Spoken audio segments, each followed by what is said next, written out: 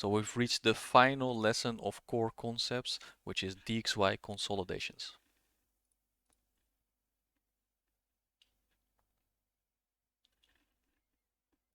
DXY consolidations, when to trade those exotic pairs and how to do relative strength analysis. When the dollar index consolidates, smart money will allow the crosses to move, and when this happens, we look at those individual currency futures charts.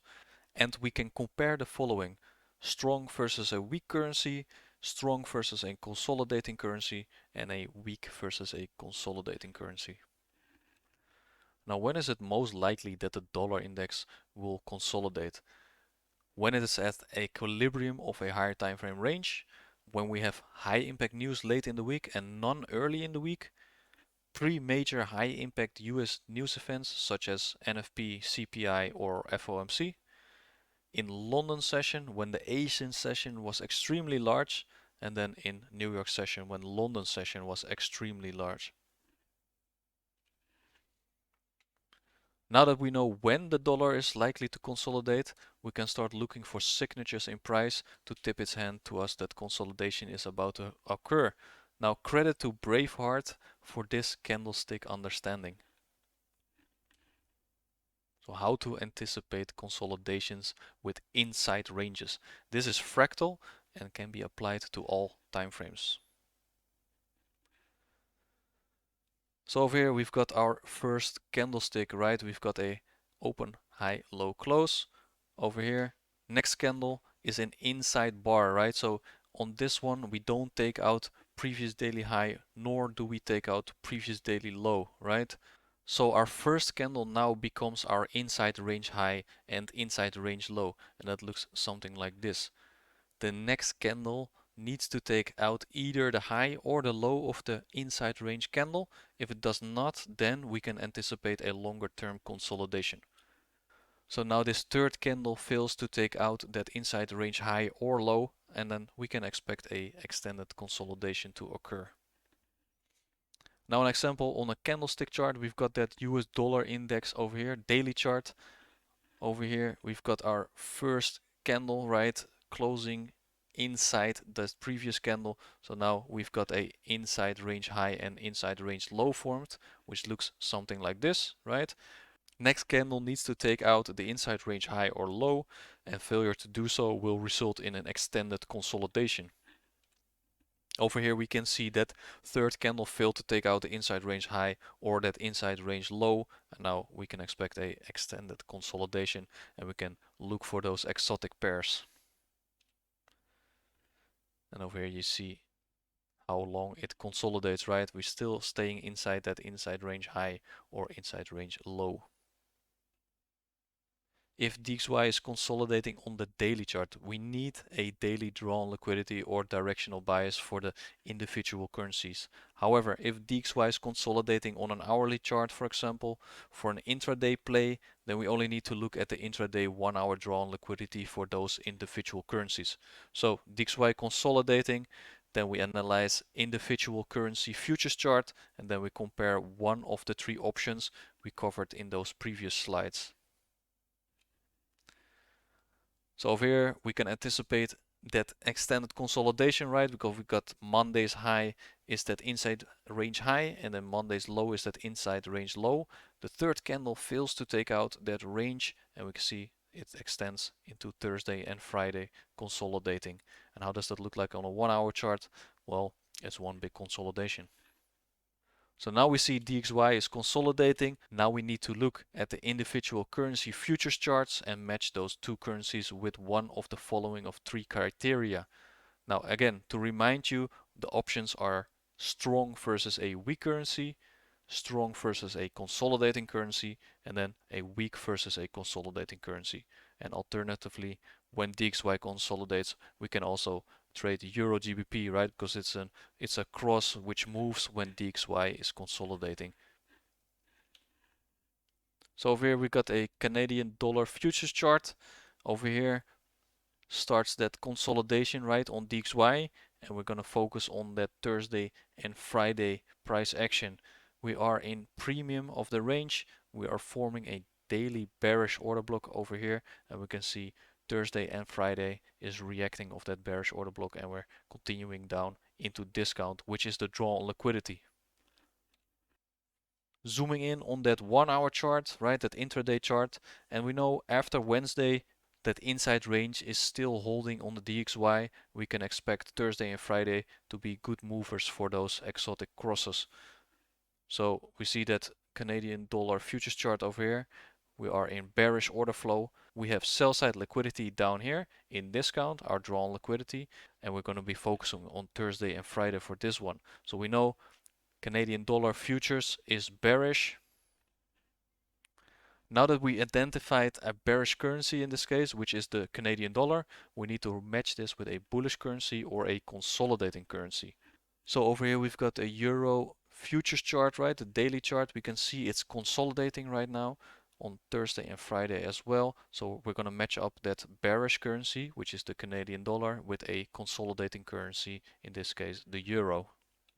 Over here we've got the 1 hour chart, and we can clearly see this is a consolidating currency.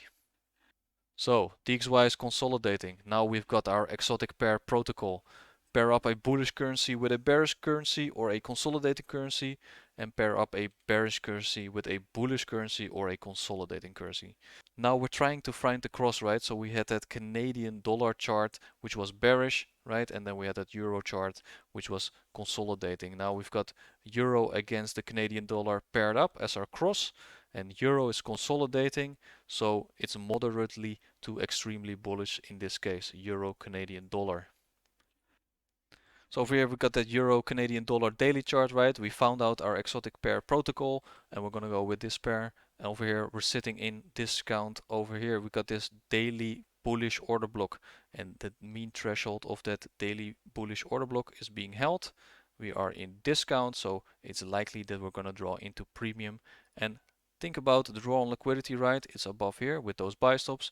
And on what day do we want to focus our attention? We know after Wednesday that DXY was in an extended consolidation, so Thursday and Friday is highly likely to be a good mover for those exotic pairs.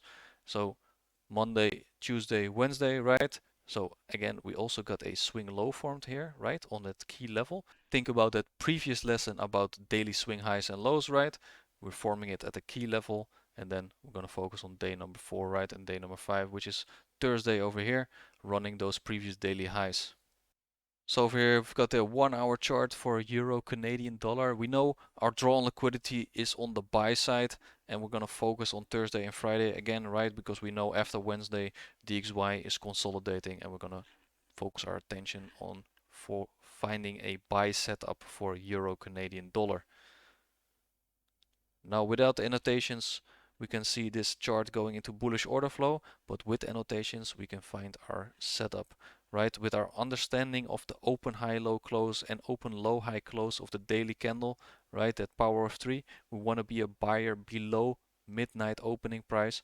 We can actually see this bullish order block formed over here is being held, and price drops below that midnight opening price to accumulate those long orders and then continue to push up into our draw on liquidity. And even on Friday we can focus on this again.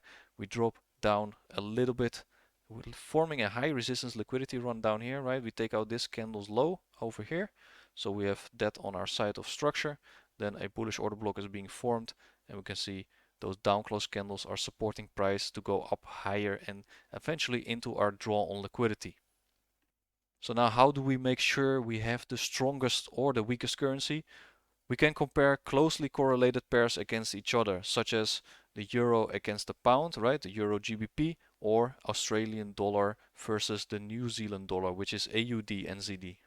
If we know EuroCAD is likely to be bullish from our analysis of the individual futures contracts, we can then compare Euro GBP to compare which is stronger between the euro and the pound, and then we have the pick of the absolute best pair to trade. So if Euro GBP is bullish, then the euro is stronger than the pound, and then in the next slides we will see that Euro GBP was indeed bullish, so EuroCAD is better longs than GBP CAD. As mentioned as option number 2 for the exotic pair protocol, when DXY is or is likely to consolidate, we can trade Euro GBP on its own, as there will now be volatility in the crosses and clean price action moves. So when money leaves one market, it goes into another market. So over here we've got a Euro British Pound daily chart, right? So we're going from internal range to external range, right? So we've got that daily fair value gap over here in discount. We've got our premium levels up here, and then that external range liquidity buy stops. Now we know, because of that inside range on DXY, right, that Monday's candle has not been violated by Tuesday and Wednesday, we expect DXY to consolidate further into the week. So we're going to be focusing again on that Thursday and Friday's candle for Euro GBP. So over here we're going into a intraday chart. We've got a 1 hour chart for Euro British Pound. We've got a market maker buy model. We've got our original consolidation up here, right? We've got sell side of the curve until we hit that key level right over here, that discount fair value gap on the daily chart. Now, with DXY consolidating early in the week and extending further in the week, we can focus on Thursday and Friday's candle expansion up higher into those external range liquidity buy stops. So how does that look like? We outline our New York midnight opening price line. As always, right, we want to be a buyer below this line and a seller above it. And in this occasion, we're going to look for buy stop. So we want to be a buyer below that. Is there any PD array supporting our idea for this buy? Yes, we've got this bullish order block over here, right?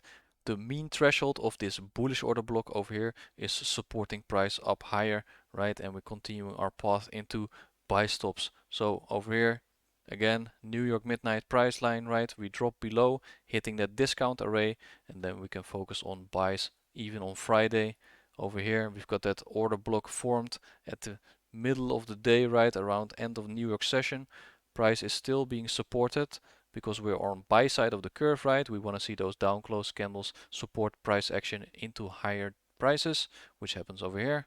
And then again on the next day, Friday, we have this bullish order block formed over here, and you can see price action is moving away from it, and eventually we clear out those external range liquidity buy stops.